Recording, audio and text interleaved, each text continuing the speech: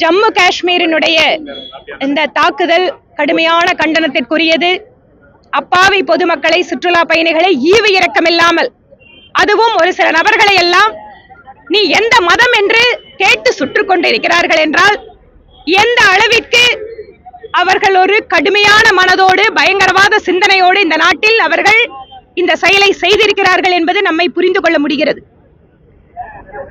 இந்த செயலுக்கு காரணமானவர்களை தண்டிப்பதில் ஒருபோதும் சுணக்கம் இருக்காது என நாட்டினுடைய பிரதமரும் உள்துறை அமைச்சரும் உறுதி கொடுத்திருக்கிறார்கள். பிரதமர் உடனடியாக வெளிநாட்டு பயணத்தை இடையிலே முடித்துக் கொண்டு இந்த நாடு திரும்பி இருக்கிறார். உள்துறை அமைச்சர் செய்தி கேட்டவுடன் உடனடியாக அந்த இடத்திற்கு சென்று மக்களை பார்த்திருக்கிறார்.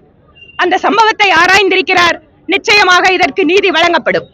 ராணுவ உடையில தீவிரவாதிகள் இது தொடர்பாக எல்லா விதமான விஷயத்தையும் மனதில் வைத்துக் கொண்டு மத்திய அரசு தகுந்த நடவடிக்கை எடுக்கும், தகுந்த பதில் கிடைக்கும். அதிமுகவுடன் பிஜேபியுடன் அதிமுக கூட்டணி வச்ச உடனே டிடிவி தினகரன் அந்த கட்சியோட சிம்பிள் அம்மாவோட புகைப்படத்தெல்லாம் பயன்படுத்துற வழக்கை ஓபிஎஸ் இபிஎஸ் ரிட்டர்ன் வாங்கியிருக்காரு. அதை பத்தி தேசிய ஜனநாயக கூட்டணியில ஏற்கனவே இது தொடர்பாக உள்துறை அமைச்சரும் பதில் சொல்லியிருக்காரு. தகுந்த காலம் வருகின்ற பொழுது, அதற்கான வாய்ப்பு வருகின்ற பொழுது அதுக்கு பதில சொல்லுவோம். தேசிய ஜனநாயக கூட்டணியில எல்லா கட்சிகளும் இணைய வேண்டும் என்பது எங்களுடைய ஆவல், எதிர்பார்ப்பு. ஏனென்றால் தமிழகத்திற்கு ஒரு நல்ல ஆட்சியை கொடுக்க வேண்டும் என்றால் நிச்சயமாக தேசிய ஜனநாயக கூட்டணி தான் கொடுக்க முடியும். நன்றிங்க. நான் தான் சொல்லிட்டேன் பாருங்க, தேர்தல் நெருங்க வெற்றி பெறக்கூடிய கூட்டணி எது என்பது மக்களுக்கும் புரியும், அரசியல் கட்சிகளுக்கும் புரியும், அவர்களும் தானாக வருவார்கள்.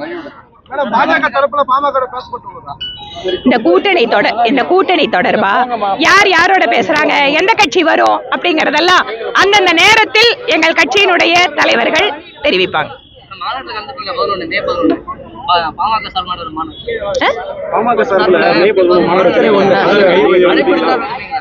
தெரியலீங்க, கட்சியோட தலைவருக்கு அழைப்பு வந்திருக்கா இல்லையான்னு எனக்கு தெரியல. அது சம்பந்தமா கட்சி எதுவும் எனக்கு தெரியாது. எனக்கு அது கட்சியோட தலைவர் முடிவெடுக்கணும். ஓகே, நன்றிங்க.